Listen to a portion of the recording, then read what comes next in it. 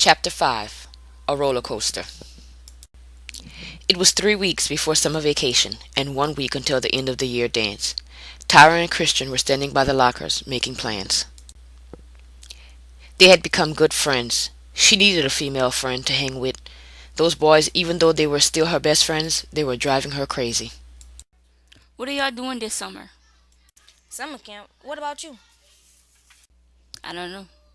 You should come with us. It's only for 6 weeks and it's free. Besides, I need some kind of company other than the Three Musketeers. I guess that means Jamal will be there too. Yes, are you two going to dance together? I know he asked you. No, he made a fool out of me. That's what he did. Why don't you two stop playing games and hook up with each other? Everybody knows you like each other. I can't stand his ass. I wouldn't even piss on him if he was on fire. Well, you know you're going to be married to him in class today. They began walking away from the lockers. What makes you so sure? Because I overheard Miss Beasley talking, and she said that we're studying family practice today, which means we'll be married and have babies. So let's hurry and get to class so you and Jamal can jump the broom. Oh God, just take me now. Mrs. Beasley thought that Tyra and Jamal's time together in the cafeteria did help some, so she decided to pair them up for the family practice lesson. They were also given 2 eggs as their children. Markel was paired with Christian and Kelton with Brittany. Jamal raises his hand. Mrs. Beasley, I don't want to participate. Jamal, you're already on academic probation. You need these points more than anybody else. This is stupid. This ain't real. No, but it's definitely possible. I do believe that hatching eggs is how Brittany came into this world. It's only natural for her to bring her kids the same way. Mrs. Beasley ignored Jamal's complaining and Kelton's snide comments. She went on to explain the lesson. Each couple will have 2 eggs. You need to get together after school. You will determine the sex and you can draw faces on them if you'd like.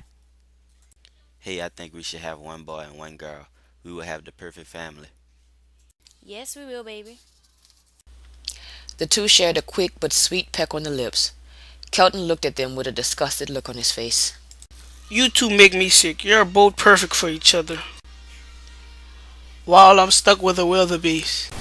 I think I want 2 girls.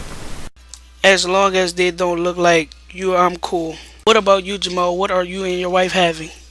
With all the sexual tension building up between the two of them, they should have twins. If we scratch out the first comment, I think you might be onto something. We should have boys. What do you think, Jamal?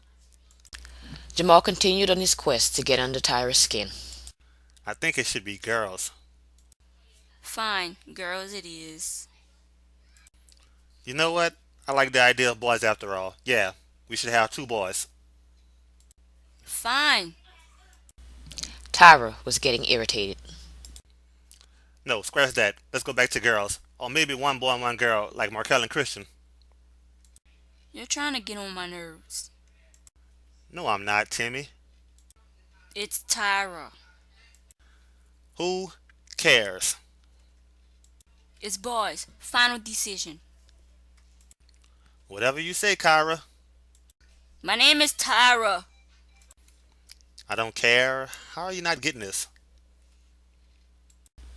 Mrs. Beasley began handing out some worksheets. For homework tonight, you will have 6 essay questions about your marriage, and you will have to write out a description on your baby. Please make sure your description is realistic. If you don't have blue eyes and blonde hair, well, chances are neither will your children. I'm gonna name one girl Stacy and the other girl Kelton. And to make it more realistic, I'm going to draw hair all over the eggs to make them more like a baby little beast. I got the perfect name for mine. Does it matter? I'm going to wind up calling them Hey You or Little Girl. The bell rang. They gathered their books and their eggs and they headed out the door. Markel, Kelton, and Christian went on to their second period, while Tyra and Jamal headed to English. Tyra still sat in front of Jamal, and now John sat in front of her. It was a bit unnerving, for this is when Jamal acted the strangest. As much as he nagged her and constantly reminded her he couldn't stand her, that all went out the window when John was around. He acted more like her boyfriend than the irritating little twit he was the rest of the day. When John walked in, he put a slip of paper on Tyra's desk. She opened it and began to read it without realizing that Jamal was also reading it over her shoulder. John was asking her to go to the dance with him. Hey, don't go with him. He got crabs. That's not nice. Sit your stupid ass down and stop breathing down my neck. It's making you hot, huh? Yeah, but not in a good way. John turns around to face her. I heard about the assignment Miss Beasley has inflicted upon you. I'm sorry for your misery. I think being forced to marry Jamal is just a cruel and unusual punishment. Jamal gave him a nasty look. John stood up. Tyra hadn't seen the look Jamal had, so she had no idea what was going on. What's wrong? I don't like the way your wife is looking at me. What's your problem? That's my wife you talking to. Oh, I'm sorry. She didn't tell me she was married. She must not be satisfied. Yeah? Well, you can forget about the dance because she going with me. Says who? Yeah, says who? Says your husband. Oh my God, Jamal, will you stop? You're taking this marriage thing too extreme. This is not real. You said that yourself. Besides, you can't stand me, remember? John, I would love to go. But I have to ask my sister first. Can I get back at you? Take your time. I'll wait for you. Miss Tremont walked in and class began. Are all my homies ready to rock this joint? No, she did not just say that. I know you're kind of slow, but you've been in this class long enough to know that she's crazy. Takes one to know one. At the end of the day, Tyra left to go to the bus stop. John followed her, Jamal followed him, and Markel and Kelton followed Jamal. When they loaded the bus, Tyra took a seat and John sat next to her. I've never seen you catch the bus home. I wanted to make sure you got home safe. Jamal got on with his cousins in tow. He walks up to them. John, get up. That's my seat. Since when? You haven't been nowhere near this route. We have a homework assignment, remember? I'm getting real tired of your cock blocking ass. Then do something. If we weren't in the presence of a lady, I'll fuck you up.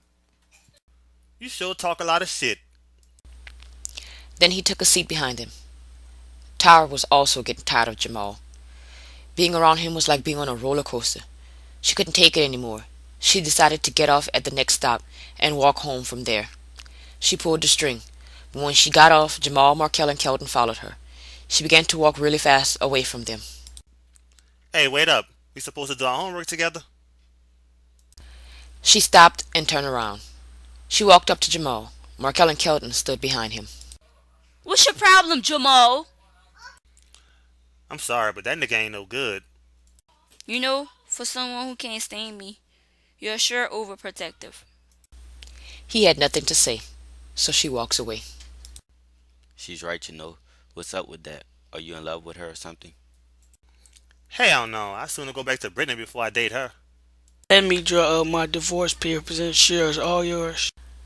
The three walked slowly in the opposite direction of Tyra.